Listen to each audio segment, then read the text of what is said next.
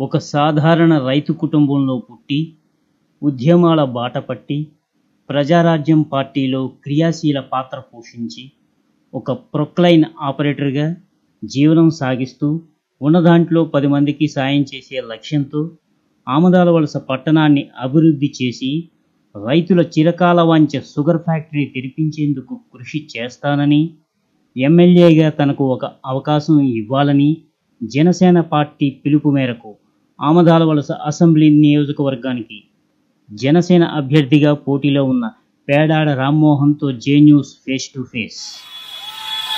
నా పేరు పేడాడ రామ్మోహన్ రావు అండి. నేను ఆమదాలవలస నియోజకవర్గ జనసేన అభ్యర్థిగా పవన్ కళ్యాణ్ గారు నన్ను నియమించడం జరిగింది. అయితే గత 4 సంవత్సరాలుగా నేను ఈ నియోజకవర్గంలో అన్ని మండలాల్లో ఉన్న సమస్యలు ఏవైతే ఉన్నాయో సమస్యలు తెలుసుకొని పవన్ కళ్యాణ్ గారి దగ్గరికి తీసుకెళ్ళడం జరిగింది. ఈ పొందూరు మండలంలో ఉన్న ఖాదీ సమస్య కానీ, అలాగే రాజాం ఆమదాలవలస 2 నియోజకవర్గాలను కలుపుతున్న వంతెన బలసలరేవు సమస్య కానీ, అదేవిధంగా ఇక్కడ మన ఆమదాలవలసలో షుగర్ ఫ్యాక్టరీ సమస్య కానీ, అలాగే దూస్ ఫ్యాక్టరీ సమస్య కానీ, మున్సిపాలిటీలో ఉన్న సమస్య కానీ తీసుకెళ్ళడం జరిగింది. ఆయన కూడా అనేక విధంగా ఆలోచించి ఇన్ని సమస్యలు తీసుకుంటూ వస్తూ ఈ 4 సంవత్సరాల్లో జనసేన తరపున సేవా కార్యక్రమం చేశాం. అదేవిధంగా పోరాటాలు మన ఏదైతే స్పెషల్ స్టేటస్ కోసం పోరాటాలు చేశాం. అదేవిధంగా ఇక్కడున్న మన షుగర్ ఫ్యాక్టరీ పైన కొంతమందితో మాట్లాడుతూ, రైతులతో మాట్లాడుతూ వాళ్ళందరి ఏ విధంగా బాధపడుతున్నారు, ఈ షుగర్ ఫ్యాక్టరీ లేకపోవడం ఆపేయడం వలన ఎటువంటి ఇబ్బందులు పడుతున్నారు అని చెప్పేసి తెలుసుకోవడం జరిగింది. ఎందుకంటే ఇప్పుడు ఉన్న నాయకులు చెప్తున్నారు ఆమదాలవలసకి మున్సిపాలిటీ తీసుకొచ్చాము అని చెప్పేసి.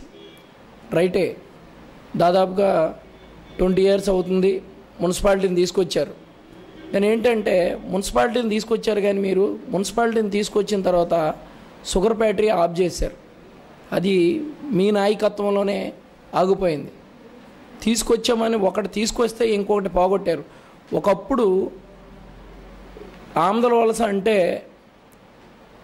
ఒక శ్రీకాకుళం ఆమదాలవలస అంటే జంట నగరాల్లాగా ఒకదానికొకటి 2 బాగా అంటే అది పెద్దదా ఇది పెద్దదా, ఇక్కడి నుండి ఆదాయం ఎక్కువ అక్కడి నుండి ఆదాయం ఎక్కువ అనుకుంటే ఆ రోజుల్లో ఒక మన రాష్ట్ర ఆదాయానికి ఎక్కువగా ఆదాయం వచ్చేదైతే షుగర్ ఫ్యాక్టరీ ఇక్కడ ఆమదాలవలసలో ఉంది కాబట్టి ఇక్కడి నుండి శ్రీకాకుళం కంటే ఇక్కడి నుండే ఆదాయం ఎక్కువ ఉండేది. అలాంటిది ఈరోజు ఏమైందంటే శ్రీకాకుళం అలా పెరుగుతూ పోయింది, ఆమదాలవలస అలా తగ్గుకుంటూ వచ్చేసింది. మీరు మున్సిపాలిటీ చేశారు, అప్పుడు ఉన్న ఈ జనాలు కానీ ఇక్కడున్న వ్యాపారం కానీ ఇవన్నీ ఉండడం వల్ల ఏంటంటే ఆమదాలవలసకి మున్సిపాలిటీగా చేయొచ్చు, ఒక బాగా అభివృద్ధి చెందుతుంది అని చెప్పేసి మున్సిపాలిటీ చేశారు. ఇప్పుడు ఏమైంది, ఈ షుగర్ ఫ్యాక్టరీ ఆపేయడం వల్ల చాలామంది కార్మికులు ఇబ్బంది అయ్యి వాళ్ళు ఎక్కడికో వలసలు వెళ్ళిపోయినారు. అలాంటిది ఇప్పుడు ఇక్కడి నుండి వైజాగ్ వలసలు వెళ్ళిపోతున్నారు, అదేవిధంగా హైదరాబాద్ వలసలు వెళ్ళిపోయినారు. ఇక్కడ కార్మికులు ఎవరు లేకుండా ఏంటంటే అదేవిధంగా రైతులు, ముఖ్యంగా చెప్పుకోవాలంటే రైతులండి. షుగర్ ఫ్యాక్టరీ ఉండేటప్పుడు రైతులు గుండె మీద చేసుకొని హ్యాపీగా చెరుకు పండించుకుంటూ హ్యాపీగా ఉండేవాళ్ళు. అదేవిధంగా అదే రైతులకి ఈరోజు షుగర్ ఫ్యాక్టరీ లేకపోవడం వలన ఈరోజు ఏ ఊర్లో చూసుకున్నా ఎద్దుల బళ్ళు లేవు, కనీసం ఎద్దులు కానీ దున్నపోతులు కానీ ఇలాంటివి ఏమీ లేకుండా మామూలుగా ఉంటే ట్రాక్టర్తో దున్నుకోవడం లేదన్నట్టు ఉన్నారు. ఆ రోజుల్లో ఏంటంటే ట్రాక్టర్లు పనిచేయవు, మనకు అవసరం టైర్ బళ్ళు. ఎక్కడెక్కడి నుండో టైర్ బళ్ళు చేపించుకొని తెచ్చుకొని విపరీతంగా టైర్ బళ్ళు మనకి మంచి వాతావరణం ఉండేది ఇక్కడ. అలాంటివి ఇవన్నీ లేకుండా అయిపోయినాయి. అదేవిధంగా ఈ షుగర్ ఫ్యాక్టరీలో ఉన్న ఏదైతే ఎరువు ఉండేదో, ఈ షుగర్ ఫ్యాక్టరీ వేస్ట్ పదార్థం అయింది ఎరువు ఉండేది, ఆ ఎరువు తీసుకెళ్ళి మళ్ళీ పొలాల్లో వేసుకుంటే పుష్కలంగా పంటలు కూడా అలాగే పండేవి. అవన్నీ పోయినాయి. ఇది రైతుల సమస్య. ఈ ఆమదాలవలస కూడా ఏంటంటే మనకి తగ్గిపోవడం, ఈ ఎవరైతే వీళ్ళు ఎవ్వరూ పట్టించుకోకపోవడం వలన ఆ తర్వాత మళ్ళీ మన టీడీపీ గవర్నమెంట్ వచ్చింది. టీడీపీ గవర్నమెంట్ కానీ మధ్యలో కాంగ్రెస్ గవర్నమెంట్ కానీ మేము తెరిపిస్తాం, మేము వస్తే మేము తెరిపిస్తాం, షుగర్ ఫ్యాక్టరీ మేము తెరిపిస్తామని చెప్పి చెప్పడం జరుగుతుంది. కానీ కాంగ్రెస్ గవర్నమెంట్ 2 సార్లు గెలిచి కాంగ్రెస్ గవర్నమెంట్ చేయలేదు. తర్వాత టీడీపీ గవర్నమెంట్ గెలిచింది. టీడీపీ కోన రవికుమార్ గారు కూడా ఆయన కూడా మాట ఇచ్చారు, నేను తీసుకొస్తాను. చంద్రబాబు నాయుడు గారు కూడా ఇక్కడికి వచ్చి మాట ఇవ్వడం జరిగింది, మేము వస్తే కానీ మేము తెరిపిస్తామని. అదే చంద్రబాబు నాయుడు గారు జరిగిపోయింది వదిలేయాలి, అవి మళ్ళీ రావు అని చెప్పడం జరిగింది. రవికుమార్ గారు మరి ఆయన మాటల్లో ఏమీ అనకుండా సైలెంట్గా ఉన్నారు.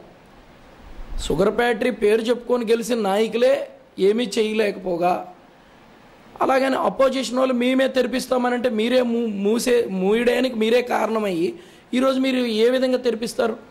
అయితే రవికుమార్ గారు గెలిచిన తర్వాత మాత్రం ఒక సంవత్సరం తర్వాత కొద్దిగా ఏదో తెరిపించేటట్టు తుప్పలు చేయించడం కొద్దిగా కొన్ని చేశారు, తెరిపించేస్తారు అయిపోయింది అన్నట్టు కొద్దిగా హడావడి షో చేశారు, అంతే చెప్పుకోవాలంటే షో చేశారు తప్పించి అంతకు మించి ఏం జరగలేదు, ఏం చేయలేదు.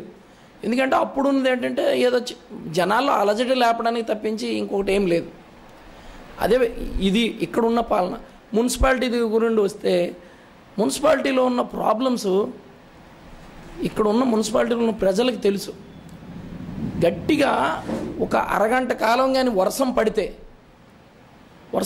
కానీ మున్సిపాలిటీలో ఎక్కడికక్కడ వాటర్, ఈ డ్రైనేజీలు అస్సలు ఈ రోజుల్లో ఏదేదో చెప్తుంటారు కానీ ఈ రోజుల్లో చిన్న కొన్ని ఏరియాలో చిన్న గ్రామాలకి మంచిగా డ్రైనేజీలు ఉన్నాయి. అలాంటిది ఒక మున్సిపాలిటీలో డ్రైనేజీలు బాగాలేదు. ఇంకేదైనా చేశారంటే రవికుమార్ గారు మన ఈ డబల్ రోడ్లో సెంటర్లో గ్రిల్స్ పెట్టించి గ్రిల్స్లో మొక్కలు వేపించి కొద్దిగా చేశారు. నిజంగా చెప్పుకోవాలంటే మీరు ఈ 5 ఏళ్ళ పరిపాలనలో ఈ మొక్కలు వేశారు, ఆమదల వలసకి గ్రిల్స్ పెట్టారు తప్పించి మీరు ఇంకేమీ చేయలేదు. ఆమదల వలస మున్సిపాలిటీ గురించి ఇంకొకటి ఏమీ చేయలేదు. అది అంతకు మించి ఏం చేయకుండా అలా నీళ్ళు గార్చేశారు. ఇకపోతే మా పార్టీ కానీ జనసేన పార్టీ కానీ అధికారంలోకి వచ్చి నేనే కానీ ఇక్కడి నుండి గెలిస్తే కానీ ఎట్టి పరిస్థితుల్లో షుగర్ ఫ్యాక్టరీ కోసం మాత్రం పోరాడతాను. ఎట్టి పరిస్థితుల్లో తెచ్చి చూపిస్తాం. మేము ఒక అవకాశం ఇవ్వండి. ఇప్పుడు చెప్పేవాళ్ళు చెప్పారు, కుటుంబ పాలన అందరికీ తెలుసు. కుటుంబ పాలన అనేది ఏ విధంగా మామ అల్లుళ్ళు రాజకీయం ఏంటి అనేది అందరికీ తెలుసు. మీరు ఒక మాట ఏంటంటే మీరు ఎలాగా చెప్పిన మాట కట్టుబడి ఉండట్లేదు, మాకు తెలుసు ఆ విషయం. జనాలు కూడా మాకేంటంటే ప్రజలు మాకు ఒక అవకాశం ఇవ్వాలి. పవన్ కళ్యాణ్ గారు కూడాను చాలా ఉన్నతమైన వ్యక్తి, ఒక సామాన్యుడికి టికెట్ ఇచ్చారు. ఈ రోజున నా గురించి నేను చెప్పుకుంటున్నాను. నేను చెప్పుకోవాలంటే ఒక చిన్న రైతు బిడ్డని, అదేవిధంగా నేను ఒక ప్రొక్లైన్ ఆపరేటర్ని. నేను అభిమానంతో ప్రజారాజ్యంలో పనిచేశాను ఒక చిన్న కార్యకర్తగా. అదేవిధంగా జనసేన స్టార్టింగ్ నుండి ఈ రోజు వరకు మా అన్నయ్యకి ఏదైతే మేము మాట ఇచ్చామో ఆయన మాట నిలబెట్టుకుంటూ ఆయనతో పాటు సపోర్ట్గా మేము ముందుకెళ్తున్నాం. ఆయన చెప్పేది ఒకటే, మనం ప్రజలకి ముందుకు తీసుకెళ్ళాలి.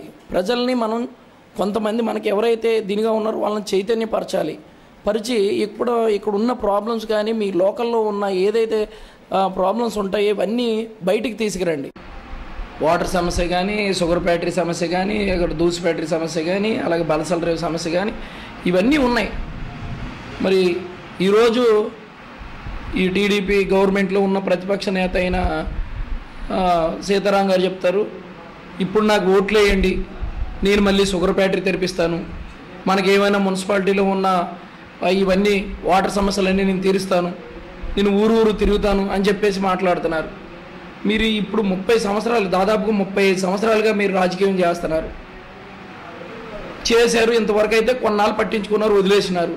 ఇప్పుడు రవికుమార్ గారు ఇక్కడ ఎమ్మెల్యేగా ఉండేటప్పుడు ప్రతిపక్ష నేత అయిన సీతారాం గారు మీరు ఏం చేస్తున్నారండి?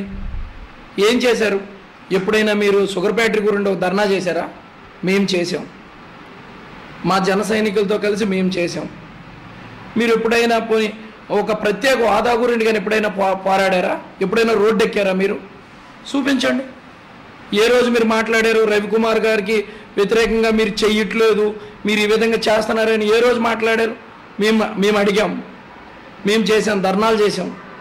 మీరు ఎప్పుడు చేయలేదే. దాదాపు 30 సంవత్సరాలు అవుతుంది. మిమ్మల్ని ఎలా నమ్మాలి? మేము మళ్ళీ ఎలా నమ్మాలి? ఇప్పుడు రవికుమార్ గారు కానీ మీరు కానీ అల్లుడు మామలే కదా. మీరేమో ఆయన చేసేటప్పుడు మిమ్మల్ని ఆయన అన్నాడు, మీరు చేసేటప్పుడు మీరేమో ఆయన అన్నారు. ఎలా మీ దగ్గర ఎలాగండి మార్పు అనేది మీరు ఎలా తీసుకురాగలరు? మీతో అవ్వదు అది. ప్రజలు గమనించాలండి. మీరందరూ గమనించి ఈ కుటుంబ పాలనకి ఇక్కడతో చెక్ పెడదాం. రేయ్, ఎన్ని పార్టీలు వచ్చినా మా పార్టీ స్టామినాను తట్టుకునే అంత సీన్ మీకు లేదురా. ఈసారి ఎవడైనా ఇంటికి వెళ్ళిపోవాల్సిందే. మా పవర్ స్టార్ వస్తున్నాడు రా. ఆయన స్టామినాని మీరు తట్టుకోలేరు. మీ అందరి తాట తీస్తాడు. ఆయన గెలుపు కోసం మా అభిమానులు ఏం చేయడానికైనా సిద్ధం. అవసరమైతే దీన్ని మా జీవితం, మా ప్రాణాలైనా ఇచ్చేస్తాం. అర్థమైందా? మా మెగాస్టార్ గారి తమ్ముడు, మా పవర్ స్టార్ కొన్నిదెల కళ్యాణ్ బాబుని సీఎం చేసేంత వరకు మేము పోరాడుతూనే ఉంటాం. అంతే. జై జనసేన. ఎవరు నువ్వు?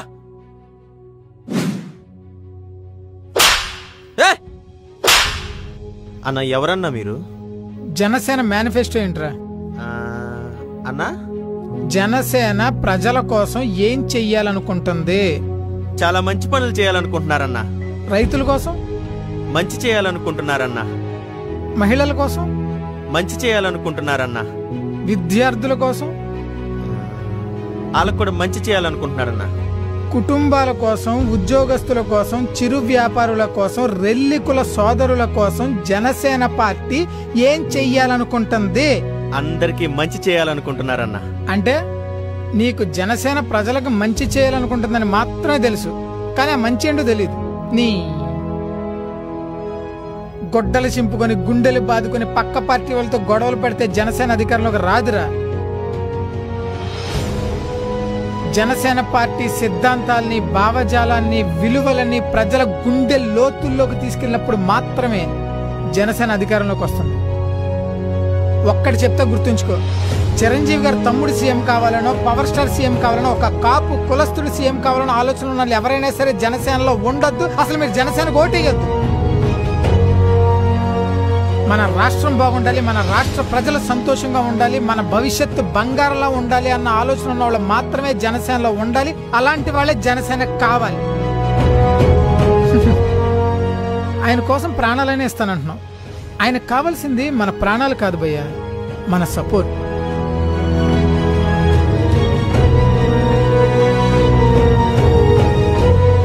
అన్నా, ఇక నుంచి జనసేన భావాల్ని జనంలోకి తీసుకెళ్లి నిజమైన జన సైనికుల్లా మారుతాను.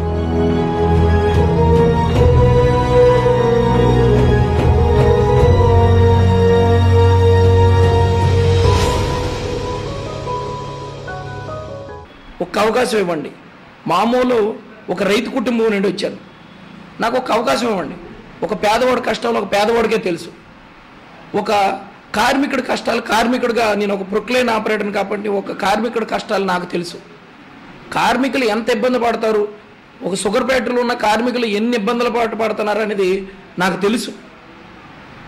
మనకి దొరికిన ఒక ఏదైతే మనకి ప్రతి నెల జీతం అందుకొని దాని మీద ఏ విధంగా మనం బతికామో అదనేది లేనప్పుడు ఎంత ఇబ్బంది పడతాం అనేది మనకు తెలుసు. మీకు బాగానే ఉంటుంది కదా. ఆయన విప్పుగా ఉండేటప్పుడు మీరు కానీ ఆయన కానీ కుమ్మక్క అయిపోయి ఇసుక ర్యాంపులు కంటిన్యూ చేసుకున్నారు కదా. మీ వ్యాపారాలు ఆగలేదే. మీరు వ్యాపారాలు ఇప్పుడు ఈ 15 సంవత్సరాలు మీరు దీంట్లో లేరు, అధికార పక్షంలో కానీ ఎమ్మెల్యేగా లేరు. కానీ మీ వ్యాపారాలు పెరిగాయి కానీ ఎక్కడ తగ్గాయండి? మాట్లాడుకుందాం మామూలుగా. అప్పటికి ఇప్పుడు మీకు మీ సంపాదన పెరిగింది కానీ తగ్గలేదు కదా. ఎందుకంటే మీకు ఎవరు ఎమ్మెల్యే అయినా మీకు చుట్టమే కదా, మీ బంధువులే. మీకు ఏదైనా మీరు ఏంటంటే ఒకరికొకరు సాయం చేసుకుంటూ వెళ్ళిపోతారు. రేపొద్దున మీరు ఎమ్మెల్యే అయినా సరే మీరు రవికుమార్ గారికి సాయపడతారు. కానీ జనాలకి మీరు ఏం చేస్తారు? ఇంకా ఒక అవకాశం మాకు ఇవ్వండి. మీరు అయిపోయింది, మీరు ఇన్నాళ్ళు చేశారు. మీరు ఇంట్లో కూర్చోండి శుభ్రంగా, మేము చేస్తాము. ఒక పేదవాడి కష్టాలు పేదవాడికి తెలుసు కాబట్టి నేను ముందుకు తీసుకెళ్తాను. ఒక అవకాశం ఇవ్వండి. ప్రజలు కూడా మనం కూడా గమనించాలి. మీరు కూడా గమనించండి అయ్యా, ఒక్క అవకాశం ఇవ్వండి నాకు. పోనీ చేయగలనో లేదో చూడండి.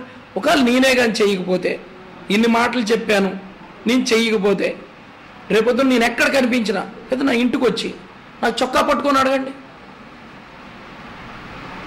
నాకే కానీ అవకాశం ఇస్తే మీరు ఎమ్మెల్యేగా నన్ను గెలిపించినట్లయితే పవన్ కళ్యాణ్ గారి దగ్గర నేను ఆల్రెడీ చెప్పాను, ఇక్కడున్న సమస్యలు కానీ అన్నీ తీసుకొని పెట్టాను. బలసల రేవు ఎట్టి పరిస్థితుల్లో ముందుకు తీసుకెళ్తా, ఆయన ఖచ్చితంగా చేపిస్తానని మాట ఇచ్చారు. దూస్ ఫ్యాక్టరీ గురించి చెప్పాను, అది కూడా మళ్ళీ ఓపెన్ చేపిద్దాం. వాళ్ళు ఏవైతే వాళ్ళ కార్మికుల ప్రాబ్లమ్స్ ఏవైతే ఉన్నాయో అవన్నీ కూర్చోబెట్టి మాట్లాడి మళ్ళీ మొదలు పెట్టేద్దామని చెప్పారు. మన షుగర్ ఫ్యాక్టరీ గురించి కూడా చెప్పాం.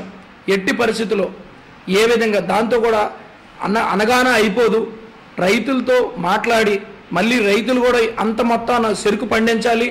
అలాగ పండించి రైతులు కూడా ముందుకొచ్చి ఒక పక్క మన గవర్నమెంట్ కూడా ఏదైతే మీరు అమ్మి పెట్టారో వాళ్ళతో మాట్లాడుకొని వాళ్ళకి మనకి ఏవైతే మనకి డబ్బుల ప్రాబ్లం ఏదైతే ఉందో వాళ్ళకి మనం ఏదైతే ఎక్స్ట్రా వేసి గవర్నమెంట్ మళ్ళీ వాళ్ళకి ఇవ్వాలో వాళ్ళకి ఇచ్చి, ఆ ప్రైవేట్ సంస్థకి వాళ్ళకి ఇచ్చి మళ్ళీ మనం గవర్నమెంట్ సమక్షంలోకి ఆ చక్కెర కారకం తీసుకొని మనం కూర్చోబెట్టి మాట్లాడుకొని రైతులతో మాట్లాడుకొని ఈ విధంగా మనం పండించుకుంటే ఆ పండించిన పంట మళ్ళీ మనం షుగర్ ఫ్యాక్టరీ పోతే మనం షుగర్ ఫ్యాక్టరీ మళ్ళీ కంటిన్యూ చేయగలం.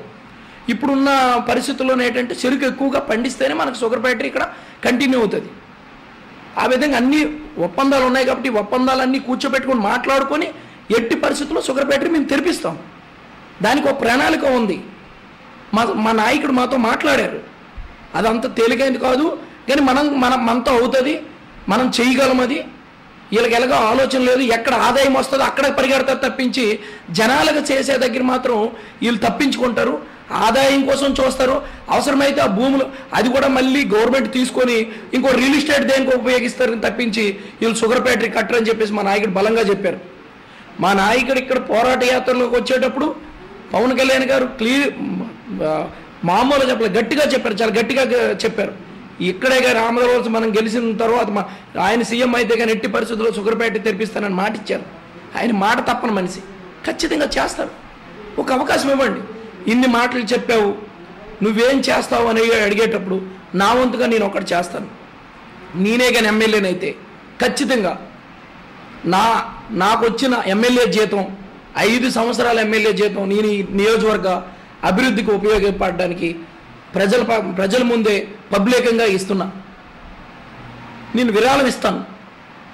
నాకు వచ్చిన జీతం నేను ₹1 కూడా తీసుకోను. నేను మామూలుగా ఇప్పుడు ఎలా సామాన్యుడిగా ఉన్నాను అలాగే ఉంటాను. వచ్చిన జీతం ఆ డెవలప్మెంట్కి ఇస్తాను, ఈ అభివృద్ధికి ఇస్తాను. ఈ నియోజకవర్గం ఆమదోళ నియోజకవర్గం అభివృద్ధికి ఇస్తాను. మీరు ఇవ్వగలరా? మీరు ఇవ్వరు.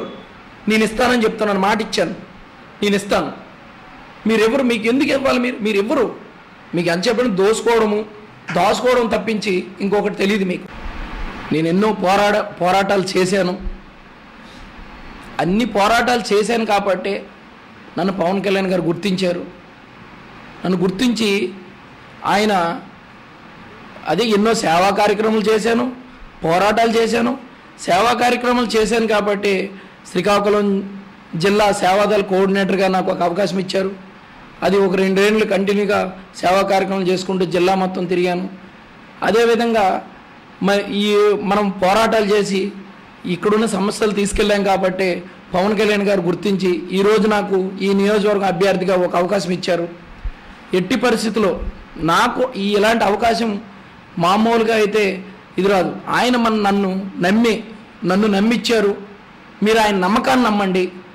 ఆయన నమ్మకాన్ని నేను నిలబెడతాను. మీ అందరి నమ్మకాన్ని ఒమ్ము చేయను. ఒక్క అవకాశం ఇవ్వండి దయచేసి. మీకు నేను గెలవకపోయినా మీ సమస్యలపైన పోరాడుతూనే ఉంటాను. అదేవిధంగా మీకు నేను గెలిస్తే సేవ చేస్తాను. నాకు తోచినంత సాయం చేసుకుంటూ సేవ చేసుకుంటూ వెళ్తా. అదేవిధంగా పోరాటాలు మాత్రం ఎట్టి పరిస్థితులు ఆపను. ఎందుకంటే ఇది పోరాటాల గడ్డ. ఈ పోరాటాల గడ్డ మీద మనం ఉన్నాం కాబట్టి పోరాడుతూనే ఉండాలి. సమస్య అనేది నా వరకు వచ్చిన సమస్యను ఏది నేను పక్కన పెట్టకుండా ముందుకెళ్తాను. మీరందరూ నాకు ఒక అవకాశం ఇవ్వండి. ప్రజలారా, నేను మామూలు కుటుంబం నుండి వచ్చాను కాబట్టి నాకు కష్టాలు తెలుసు. దయచేసి ఒక్క అవకాశం ఇవ్వండి. కష్టపడి ప్రతి ఒక్కటి నాకు దాహం దగ్గర నుండి, ఆకలి దగ్గర నుండి అన్నీ తెలుసు. నేను మామూలు కుటుంబం నుండి వచ్చిన ఒక చిన్న రైతు బిడ్డని. మా నాన్న చిన్న వ్యాపారం చేసుకుంటూ ఉండేవాడు. అదేవిధంగా నేను ఒక ప్రొక్లైన్ హెల్పర్ దగ్గర నుండి ఆపరేటర్ వరకు వెళ్ళి ఈరోజు ఏదో కొద్దిగో గొప్పగో అలా బతుకుతున్నాను. మీ అందరు దీవెనలు కావాలి. ఎట్టి పరిస్థితుల్లోన నన్ను గెలిపిస్తే కానీ మీ అందరు సేవ చేసి మీ రుణం తీర్చుకుంటానని చెప్పేసి గాజు గ్లాస్ గుర్తుకు ఓటేయండి. నన్ను ఒక అవకాశం ఇవ్వండి, గెలిపియండి. Thank you.